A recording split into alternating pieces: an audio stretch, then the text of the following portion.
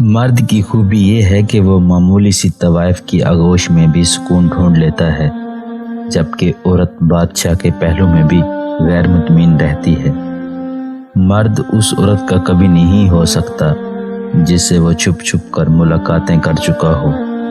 بعض دفعہ ہمدردی کی ضرورت نہیں ہوتی، بس دل چاہ رہا ہوتا ہے کسی کے گلے رکھ کر خوب روئیں۔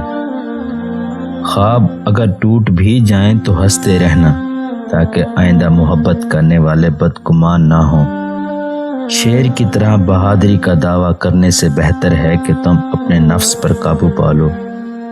یہ احساس بھی خوبصورت ہوتا ہے کہ کوئی مرد تمہاری ذہنی حالت کو سمجھتا ہے۔ کچھ لوگ بھلے ہی ہم سے برا بھی کر جائیں، ہم پھر بھی انہیں مس کرتے ہیں۔ ہمارا مس کرنا ہی ہمیں بتاتا ہے کہ ہماری چاہت سچی تھی۔ بیٹی کا پہلا حق جو ہم کھا جاتے ہیں وہ اس کی پیدائش کی خوشی ہے۔ مرد کے ساتھ انا کا مقابلہ کرنے والی عورت بے وقوف ہوتی ہے۔